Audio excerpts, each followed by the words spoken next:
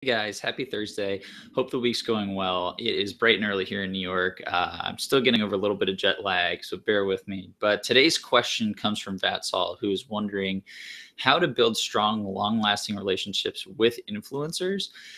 And it's a fantastic question, right? But it's not one that can be fully answered in a quick Q&A Thursday video. So what I'm going to do is break it down to two fundamental concepts that you guys can begin using and seeing value from immediately.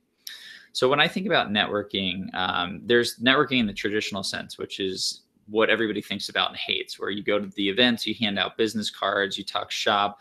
There's a whole lot of questions about what do you do that are being thrown around, and that's totally wrong. That should be thrown out and shouldn't be called networking. Or instead, we should rename what networking actually is and call it relationship building. But essentially, what we want to do here is first, you need the courage to reach out. You can use all the tactics and strategies that I've taught you to get in touch with these people. And it's allowed me to get in touch with incredibly high profile people like Arianna Huffington and John Lee Dumas, et cetera, et cetera. So those techniques work. You have to have the courage to reach out. But then when you do, you want to provide value up front. The first thing you want to do is provide value. And in this case, a lot of people run into the situation where they feel like they don't have anything to offer, right? You know, I'm emailing Arianna Huffington, who's created the Huffington Post and has this massive network and is hugely successful. What do I have to offer her that she doesn't already have? You know, but I think this is it's a big mental block, and you need to overcome it because everybody has something to add. The main thing is everybody who emails these influencers, 90% of them ask for something. So they ask something of the influencer. They ask the influencer to take time to answer a question, or or read a resume in my case, or look over this article pitch, or whatever it may be. And so when you provide value up front, instead of sending an email and asking for something, if you instead send an email and provide value, you're automatically differentiating yourself from everybody else. So that's a huge plus. And then you want to keep the conversation going. So you want to do that a couple times, and you want to space out the timing. You don't want to be hitting them up weekly, but you just want to space it out maybe every 2 weeks, or once a month once the conversation becomes somewhat steady. But you just want to continue to provide value. So for example, I sent you guys an email, or an article rather, on Monday about cold emailing to land your dream job. So one way to approach it would be to go find something that's really worthwhile, that has to do with cold emailing. So it could be a podcast, or it could be a really in-depth article. And then you could send it and say, hey, Austin, I really enjoyed the article you sent out. And I was actually just listening to this podcast late last week, which has a pretty unique spin on cold email. And there was a lot of stuff in here that I didn't see mentioned on your site, or I personally haven't heard before anywhere. And I thought it was really fantastic. So just wanted you to check it out, and hope everything's going well. And that's it. End it there.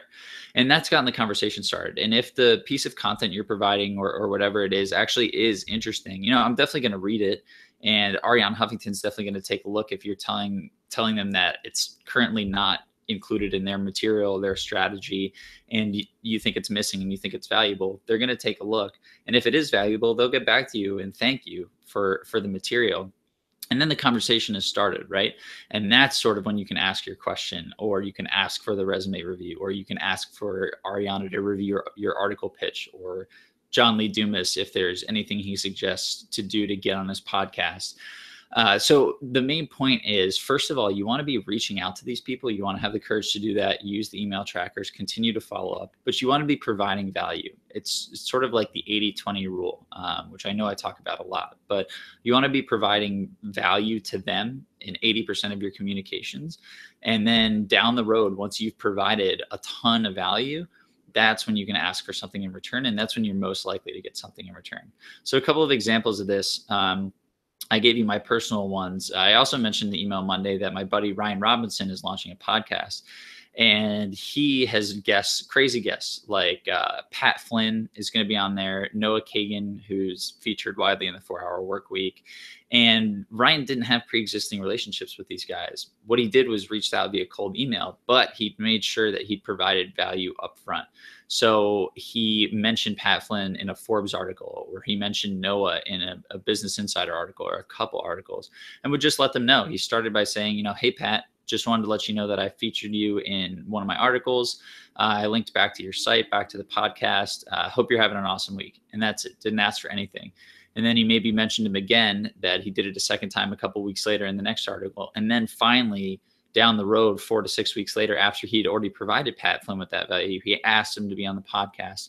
And he got a much more positive response because he had already been providing Pat value. And there's some psychology behind that as well.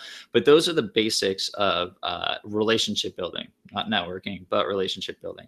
And it does take practice. So the best thing that I can recommend is that you start small.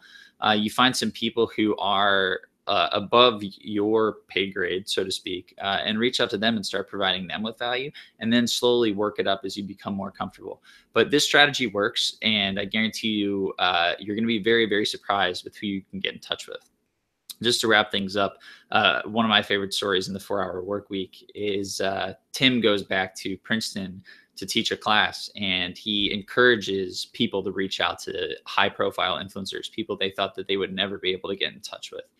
And he offered the person who got in touch with the quote unquote coolest person or most influential person, he offered them a free trip to somewhere in the world. And so he checked back with the class a couple of days later, and it turned out not a single person had even tried at all to reach out to somebody. So even if somebody had reached out to their mom and included it in their assignment, they would have won a round trip around the world. Like, simple as that. But nobody even did it. So he went back the next year and he did the same thing. And he told that story. He said last year nobody even did it. If they had brought up their mom or even their teacher, that would have been totally fine. And they would have won the trip. And this time around, the students went nuts, and they got in touch with people like Eric Schmidt, who was the CEO of Google at the time, and some crazy people on Wall Street. It was insane, the response that they got. And these kids would have never reached out to those folks had they not tried. So I really, really encourage you to take the first step and try. Maybe pick 2 to 3 people today and just send them a cold email. Just brainstorm it, mull it over a little bit, and send it out. See what you think. And if you do get a reply, or if you have any questions, just shoot me an email and we can talk through it. I'll talk to you soon. Have a good weekend.